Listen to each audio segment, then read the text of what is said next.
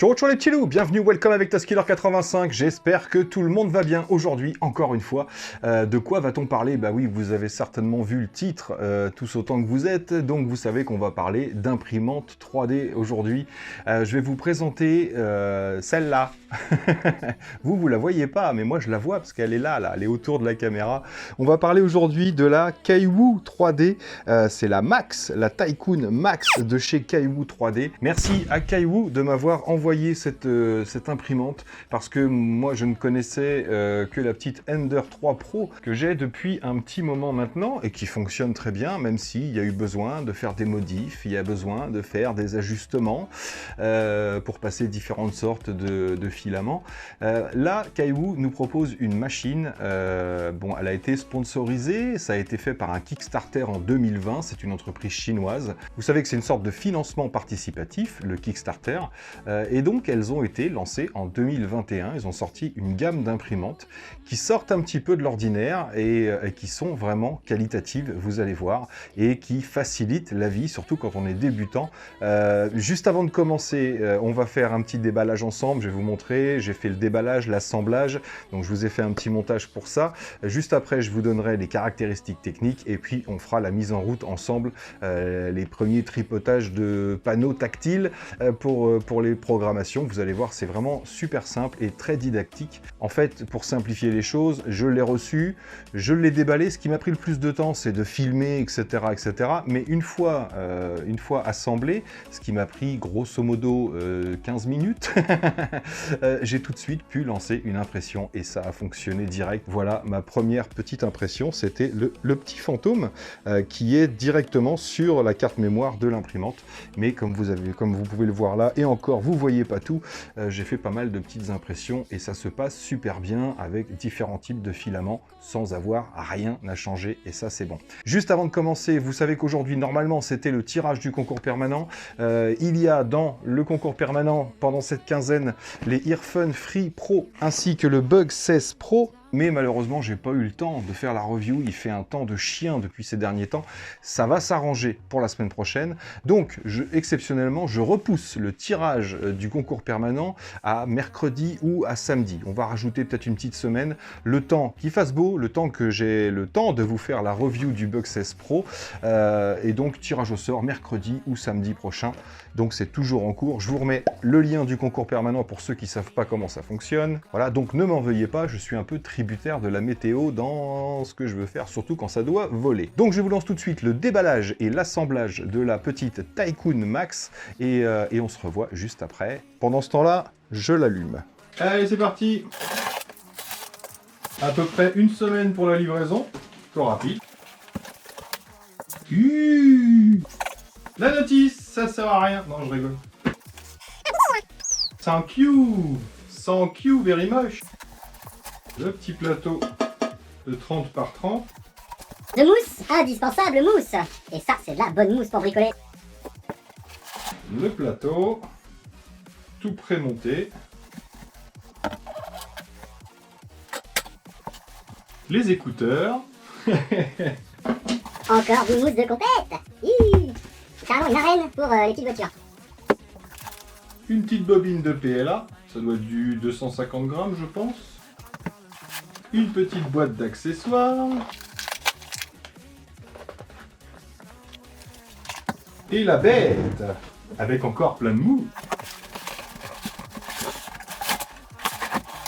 Bon, je vous enlève ça. Et donc, le bestiau, sur ces deux colonnes avec les deux poignées, bien pratique. Il n'y a plus qu'à assembler.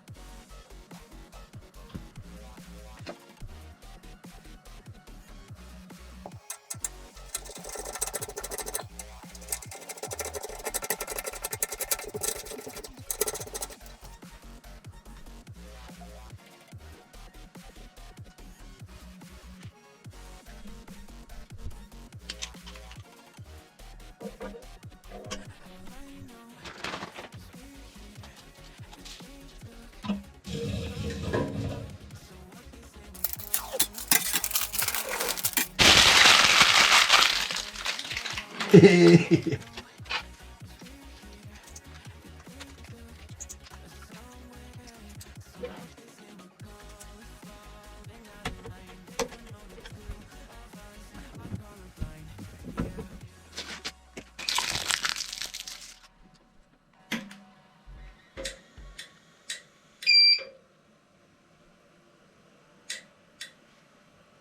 Donc oui, comme vous l'avez vu, c'est assez simple à assembler, c'est une des plus simples à assembler, franchement ça prend vraiment très peu de temps.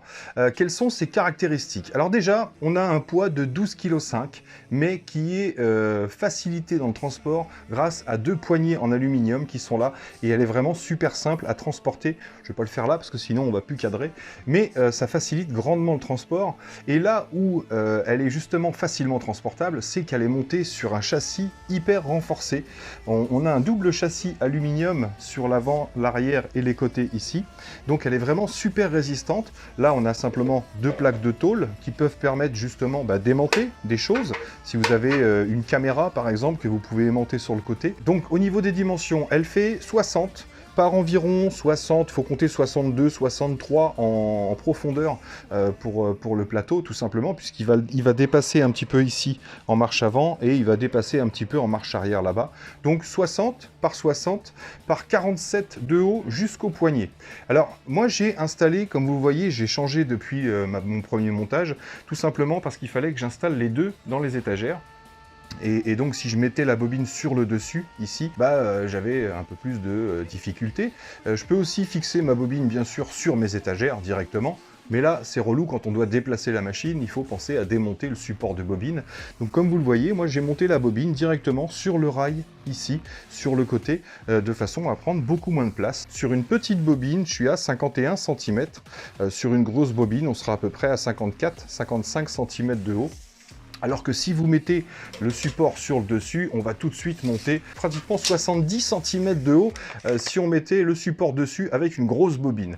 Donc là, on gagne énormément de place en hauteur. Là où il faudra prévoir, c'est les 60 de large sur les 60 de profondeur. Donc je vous ai dit 12,5 kg, mais vraiment très facilement transportable. Les 12,5 kg, c'est aussi ce qui fait sa stabilité. Comme vous l'avez vu, on a 4 petits pieds réglables, donc on va pouvoir ajuster en fonction du support. Mais moi, franchement, j'ai tout vissé à fond et c'est parfaitement droit. Donc il y a une petite chose à savoir, c'est que à l'origine, voilà les coupleurs qui étaient sur cette machine. Les coupleurs, c'est ce qui permet de relier le moteur à la tige filetée. Ici, vous voyez là, j'ai des nouveaux coupleurs. Et ça, c'est les premiers coupleurs qui étaient installés sur ces machines. Et certains s'en sont plaints. Ça fonctionnait mal ou ça se déréglait. Donc, ils ont sorti automatiquement des nouveaux coupleurs qu'ils m'ont envoyés avec la machine et que j'ai dû installer moi-même. Donc, normalement, sur les prochaines machines, ce sera installé directement. Mais rassurez-vous, si vous devez les installer, il n'y a rien de plus simple. Il faut simplement dévisser ici les deux côtés. Une fois que c'est fait, vous allez soulever légèrement ici les deux axes pour retirer votre coupleur. Et ensuite, vous prévoyez simplement... moi, j'avais utilisé une pile LR03 là pour faire un support ici, voilà, pour la hauteur. Donc, quand vous allez réinstaller vos coupleurs, vous les posez ici, posez sur une pile LR03. Des deux côtés, vous réinstallez vos tiges filetées dessus et vous serrez le bas de vos coupleurs des deux côtés. Une fois que c'est installé comme ça, avant de serrer le haut, vous allez faire descendre votre axe. Donc ça, c'est pas compliqué. Là, elle est allumée, je ne vais pas le faire. Mais quand elle est éteinte, pour faire descendre l'axe, vous avez juste à bouger la courroie ici. Vous allez faire descendre votre axe et vous prenez deux choses de la même taille. Donc encore une fois, pourquoi pas deux piles que vous allez poser sur le plateau. Et vous descendez votre axe au niveau des deux piles, posez sur les deux piles, ou alors vous le faites avec une règle tout simplement. Et une fois que vous avez réglé votre alignement horizontal, que vous êtes de niveau, là vous allez tout simplement resserrer les vis du haut des coupleurs et ce sera installé. Pensez à retirer la pile. Bon, je dis une pile, mais en fait c'est un support de 1 cm. Ils disent environ 1 cm d'épaisseur. Donc oui, ces coupleurs, vous voyez, là, les deux que j'ai retirés, bizarrement, ils sont plus de la même hauteur parce qu'ils étaient sur un espèce de montage souple comme ça.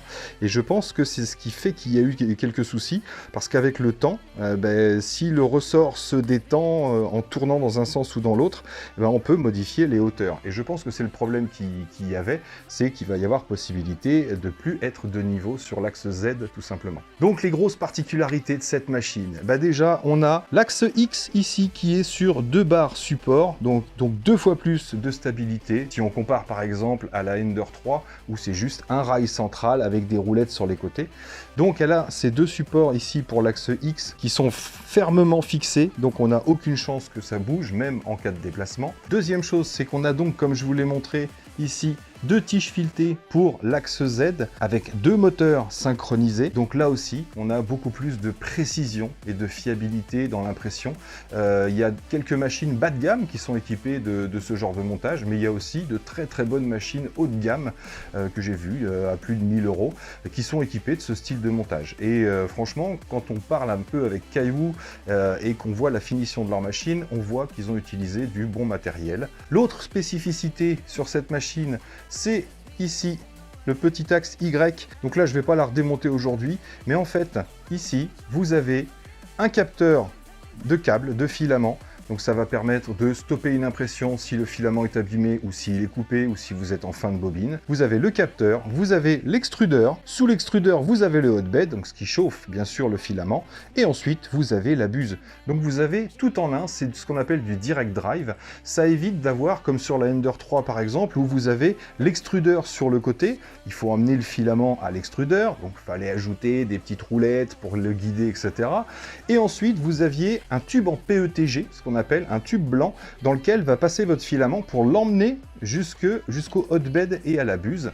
Et là, c'est là que ça m'a posé pas mal de soucis, moi, et à d'autres aussi, en ce qui concerne le TPU. Que plus ce tube en PETG est long, plus il y a des problèmes dans la rétractation. Quand on pousse du TPU, c'est tellement mou que ça prend du jeu. Donc, en étant en direct drive, comme ici, c'est-à-dire qu'on rentre le câble, je vais vous le montrer, directement dans l'extrudeur, et bien là, même avec les rétractations, on n'a jamais de câble qui va bourrer à l'intérieur ou qui va se détendre tout simplement, et ça permet justement de pouvoir mettre n'importe quel filament, que ce soit du PETG. Moi j'ai testé le PETG, j'avais pas essayé encore, le PLA, le TPU et l'ABS bien sûr, que je vais tester bientôt aussi j'imagine. Donc gros avantage, et bien sûr on a également le petit BL Touch ici, qui permet de mettre à niveau directement. Il n'y a pas besoin d'aller tripoter des roulettes en dessous pour mettre le plateau à niveau, ça se fait automatiquement. Je vous mets une petite vidéo quand on lance la mise à niveau, voilà ce que ça donne. Donc ça fait tout seul, ça prend 5 points sur 4 endroits différents de la plaque, et comme ça vous êtes sûr d'être à niveau. Même si après il y a encore des petits réglages possibles, vous allez voir. Le plateau, lui, fourni, c'est un plateau, je vais vous retirer les petits clips qui sont fournis également. C'est un plateau en verre avec ce petit revêtement sur le dessus là, c'est ultra base sur certaines marques, un petit peu quadrillé, qui permet une accroche. Sinon de l'autre côté vous avez un plateau en verre simple, pour ceux qui préfèrent imprimer sur du verre. Donc là, au choix. Une petite plaque en aluminium ici.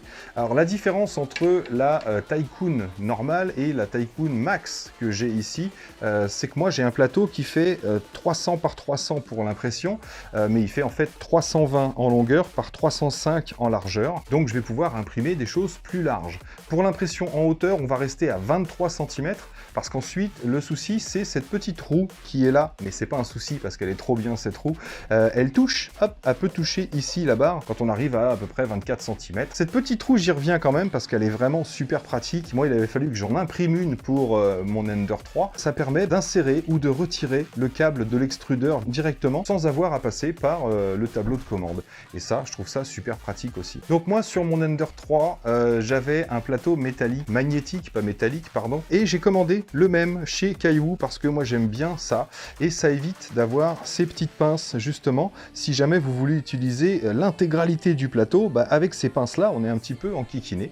Donc j'ai commandé ce plateau magnétique là, ce bed magnétique, donc vous le recevez comme ça tout simplement. Il faudra juste venir coller, qu'on enlève la plaque de verre bien sûr, on viendra coller ici son support magnétique puisque c'est adhésif derrière, et comme ça on pourra mettre et retirer le petit support souple qui permet de décrocher tout très facilement. Donc ça, c'est si vous voulez, déjà si vous préférez ce style d'accroche, ou si vous voulez pouvoir enlever justement ces petites agrafes qui réduisent un petit peu la taille d'impression pour ceux qui veulent utiliser la totalité du plateau. Alors pour parler un peu technique, pour ceux que ça intéresse, même si bien sûr je vous mets les liens dans la description, oui, Kaiwu, alors soit Kaiwu en Chine, soit Kaiwu en France, puisqu'ils ont maintenant un site français, soit directement sur AliExpress. Donc je vous mettrai tous les liens en description, vous pouvez aller vous balader. Et ce que je voulais vous dire, c'est que pour les spécificités techniques, même si ça ne va pas intéresser tout le monde, on va passer là-dessus vite fait. C'est une carte mère 32 bits qui est équipée de drivers TMC 2208 qui sont silencieux. Donc ça parlera à certains, même moi je connais pas trop, mais on m'a dit que c'était de la bonne qualité, donc bah écoutez, je suis content. C'est une interface MKS, le firmware c'est du Marlin 2.0, donc là aussi on m'a dit que c'était plutôt pas mal. Donc un écran tactile et le Wi-Fi, puisqu'elle peut fonctionner en Wi-Fi également. Donc moi je le fais pas parce que j'ai la Wi-Fi qui galère un peu de l'autre bout de la maison jusqu'ici, mais quand je l'ai mise en route, je l'avais mise vers ma box là-bas dans la salle à manger, et c'est vrai que ça fonctionne super bien. J'utilise cette machine avec Cura.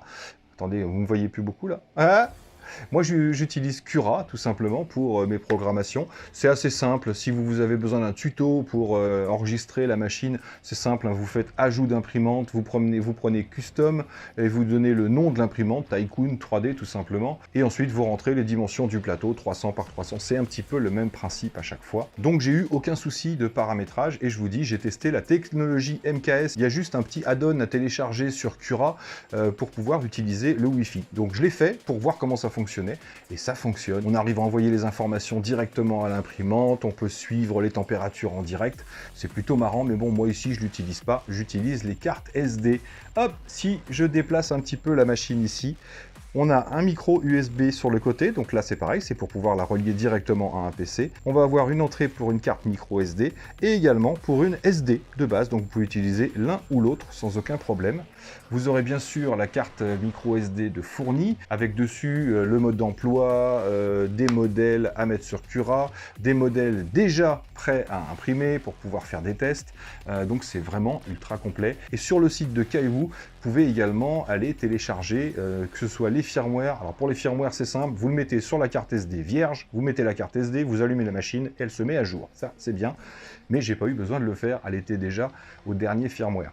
Et sinon sur le site vous avez également des petites choses à télécharger si vous voulez des modèles pour Cura, mais franchement moi je me suis servi des modèles qu'il y avait. Et après, quand on passe du TPU au PETG, au PLA, vous avez simplement la dimension des couches à changer, la température, la vitesse. C'est un petit peu, à chaque fois, on finit par prendre des petites habitudes. Donc on fera peut-être un petit tuto pour ça, un jour sur Cura, si ça vous dit. Mais c'est vrai qu'il y a déjà des tonnes de tutos en ligne. C'est comme ça que j'ai appris.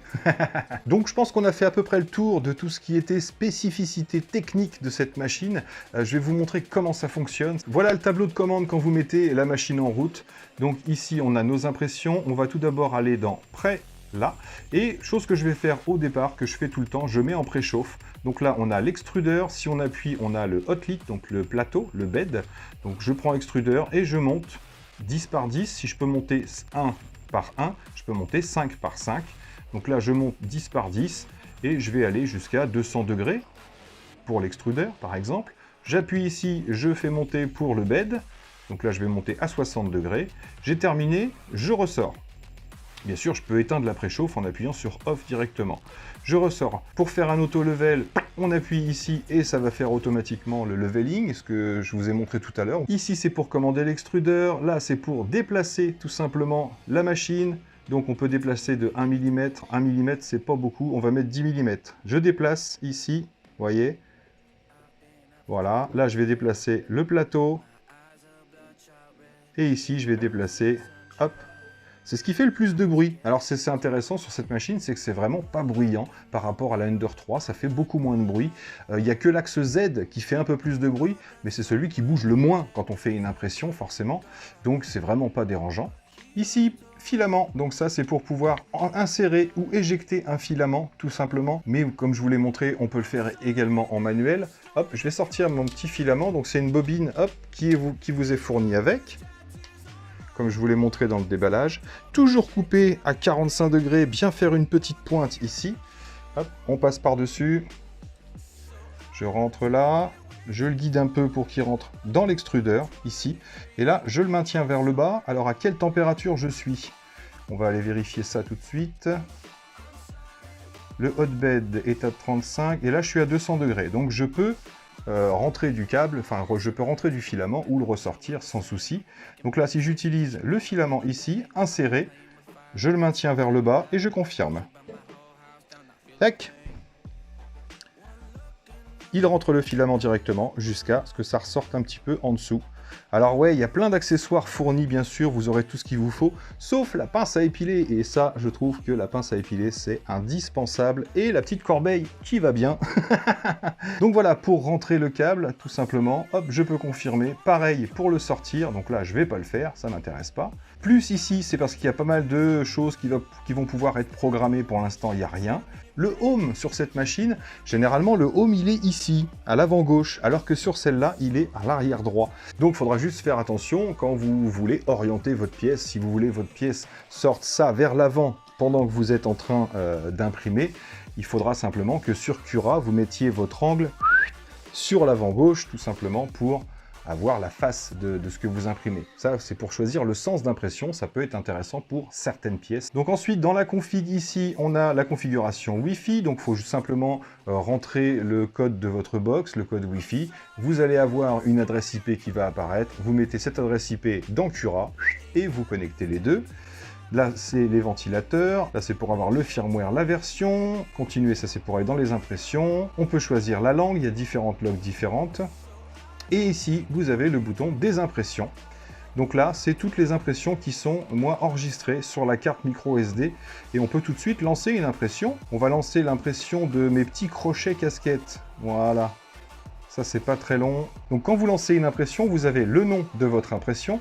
Donc là, on va lancer, en fait, c'est des petits crochets casquettes ici. Pourquoi? Parce que c'est des crochets pour accrocher mes casquettes.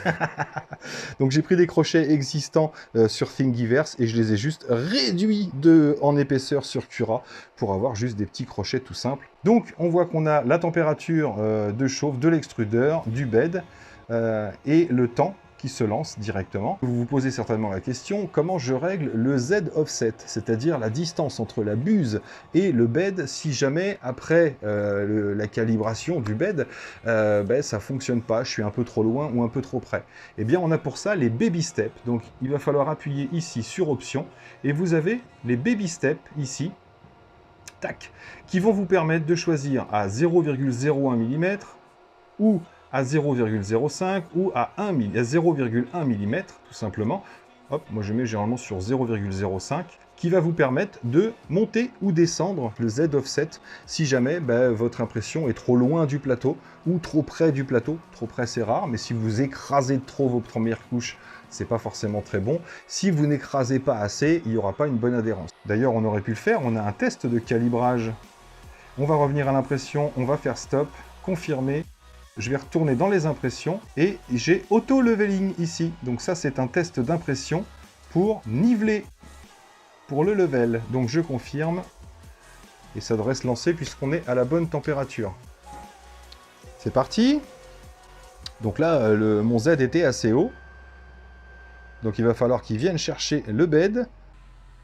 Je vais essayer de me mettre de près. Bon bah là, il va nous falloir un peu de temps.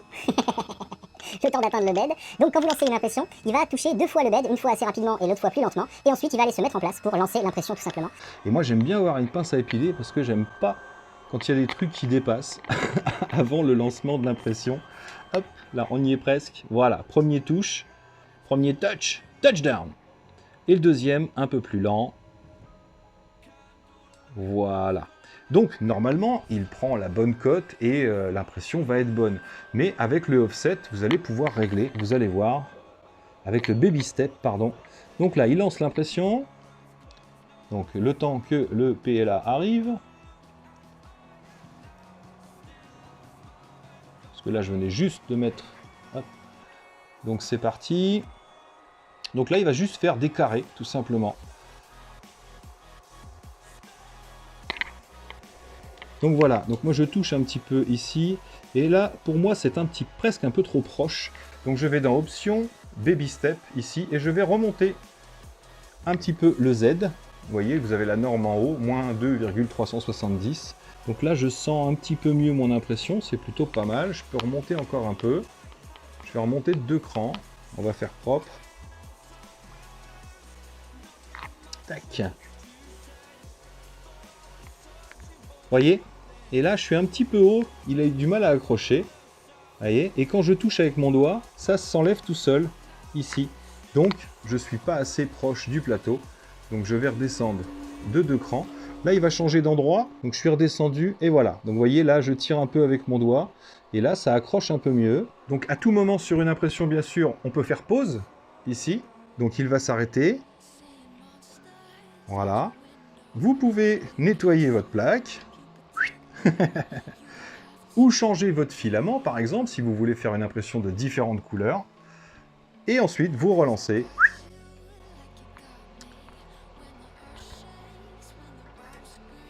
Et c'est reparti. Donc voilà, là on voit qu'on est bien réglé, on a un beau carré bien propre. Les fils tiennent bien quand on tripote comme ça, quand on tire dessus. Et on les sent légèrement. Donc là, pour moi, on est plutôt pas mal. Mais comme vous l'avez vu, j'aurais pas eu besoin de toucher. C'était déjà bien d'origine. Donc, je peux stopper cette impression. Je confirme. Bien sûr, la petite spatule qui va bien. Alors, petite astuce, je vous montrerai peut-être dans une impression. Quand vous avez fini d'imprimer sur une plaque de verre, c'est la différence avec un plateau magnétique mou, c'est que dès que l'impression est terminée, c'est vraiment bien collé dessus.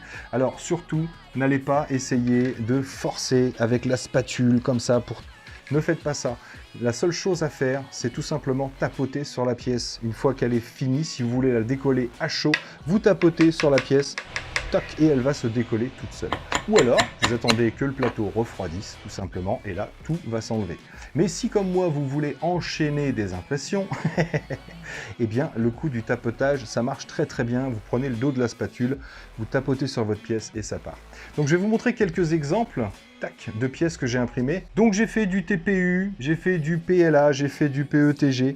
Alors là, je ne sais pas si vous verrez la différence. Je vais vous faire une photo directement. Tac. Donc ça, c'est fait. La noire était faite avec la Ender 3 et la rouge a été faite avec celle-ci. Et j'ai eu beaucoup moins d'embêtements que j'ai avec la Ender 3 parce que pas besoin d'aucun réglage, beaucoup moins de problèmes de rétractation. Bref, j'étais assez content. J'ai fait le petit test d'habilité également. Clac!